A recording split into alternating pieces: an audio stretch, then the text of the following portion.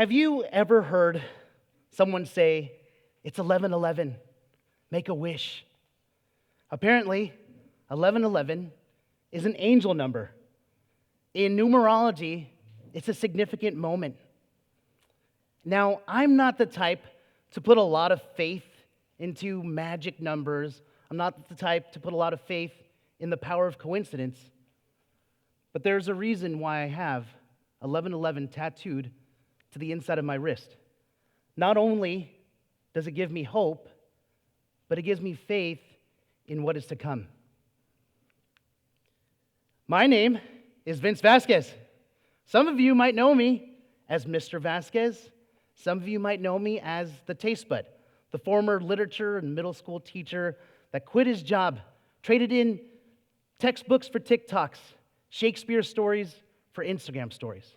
And you might wonder how a humble educator like myself came to pursue a job in social media. You see, once upon a time, not that long ago, I stood in front of a literature and vocab classroom filled with eager minds. Maybe some not so eager. But I tried my best to impart my wisdom, my knowledge, and my love for language to help cultivate, to mold, and to shape the next generation. And while I loved my job, I did not love the piles and piles of grading. And there came to be a point when I realized that my passion for teaching extended beyond the confines of the classroom. Then, enter 2020, the pandemic. I had never had so much time at home. I got to make my own schedule. I got to spend an inordinate amount of time with my wife and kids. My young son, Vinny, had just been born. I could log into a computer and teach my classes in my pajamas. And it was during that time that I found myself on Instagram and TikTok even more. You see, I like to cook, but what I really love to do is eat. And so it was during that time where I just started posting the meals that I was making at home on social media. And what started off as just a hobby quickly became an obsession. I started blocking off my weekends for creating content, filming everything that I was eating. On the weekdays, I was waking up at 4 o'clock in the morning, working on my lesson plan, going through the day, teaching, coming home, taking care of the kids, filming more content, editing videos, adding voiceover to videos, going to sleep at midnight. And somehow, these videos that I was creating, I started off by making simple smash burgers. And I started reconnecting, making food from my Filipino heritage. Somehow, these silly videos that I was making began to resonate, started to connect with people. And so, the Tastebud was born.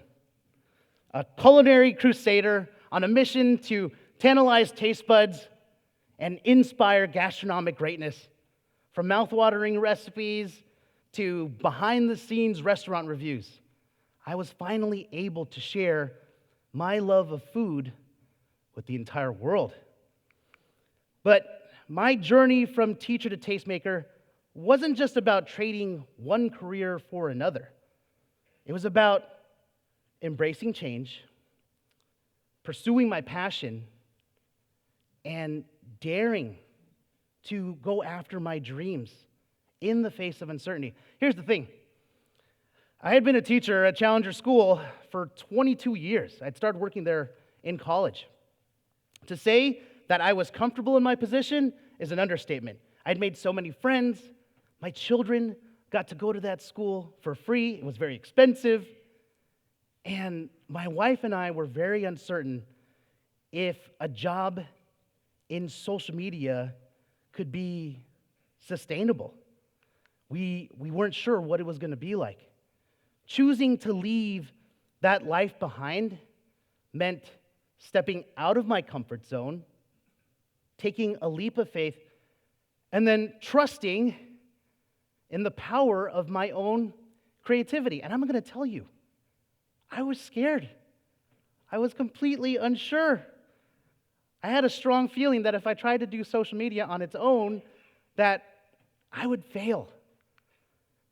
And it's at this time that I need to talk to you about my mom, Mary Lou Vasquez, who at the time had come to live with us. She had been very sick, and as an only child, not only was it my responsibility, but I felt like it was my privilege to take care of her. It was the circle of life. Everything that she had done for me growing up, I felt like I could repay now as an adult. And she loved her grandkids. She was Nana to them. She didn't want to be called Lola. Lola is the Tagalog word for grandma. She thought that sounded too old. She wanted to be known as Nana. And I remember coming home one day, talking to my daughter Violet, and asking her, like, oh, hey, Violet, did Nana give you dinner yet? And she's like, yeah, Daddy, we had ice cream. And I was like, ice cream for dinner? And she's like, yeah, Daddy, and after dinner, we had dessert. Nana gave us a lollipop. And I was like, ice cream and lollipops? I would be so lucky to have those desserts when I was growing up. She never gave me those things. And I will tell you, when it comes to my mom, she was not a risk taker. She pretty much worked the same job her entire life. She didn't gamble. She pretty much had a very small circle of friends. So for her, when I was just beginning to pursue my career in social media, she didn't really understand. But then I remember one day looking at my TikTok notifications and seeing user 543219020 put a little comment, and it said, wow, Vincent, your food looks so good. And obviously it didn't come with a Filipino accent.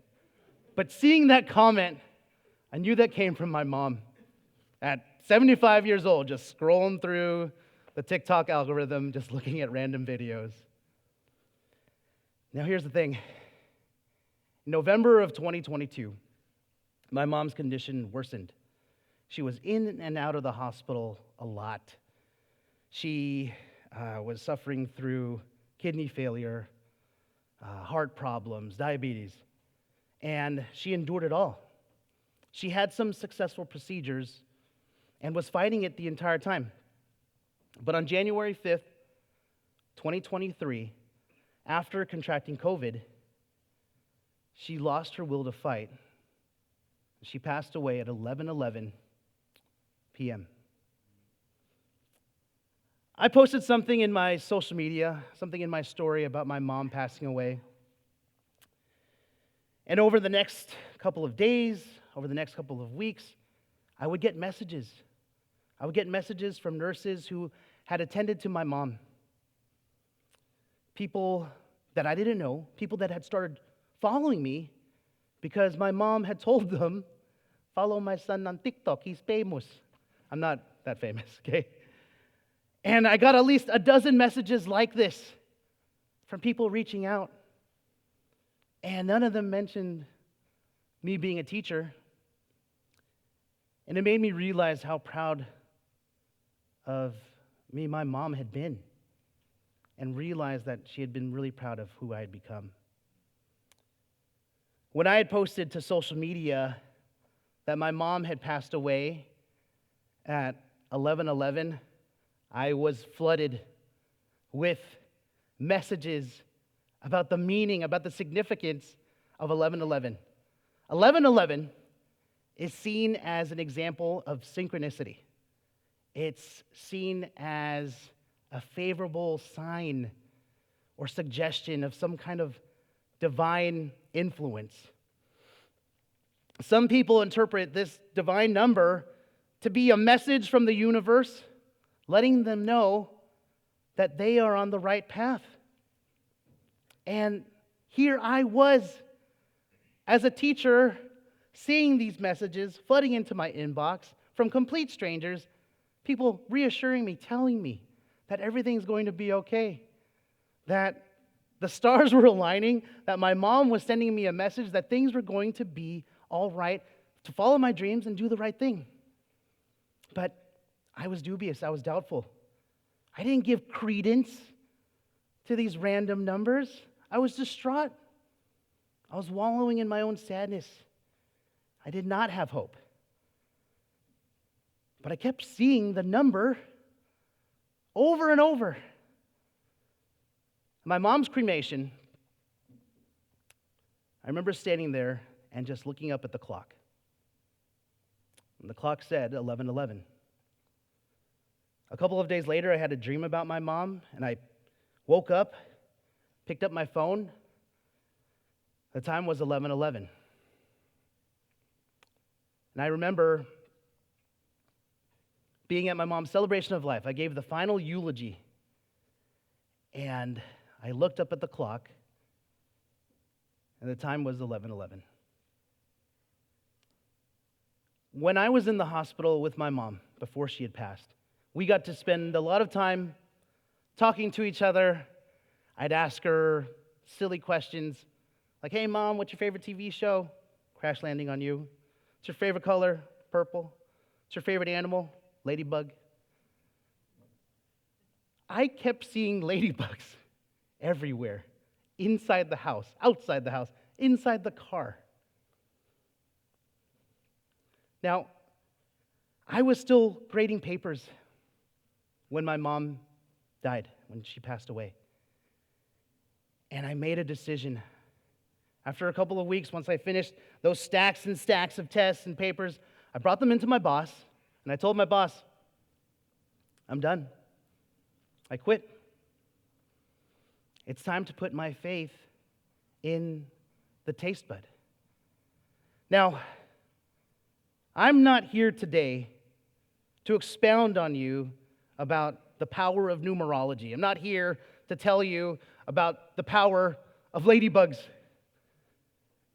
Because when it comes to repeated numbers and seeing messages like this, that's superstition. But in the words of a great man, I'm not superstitious, but I am a little stitious. And when it comes to being stitious, that means having faith. Faith is the result of a current belief system that's shaped by experience. And when it comes to hope, hope is the product of desiring a certain future.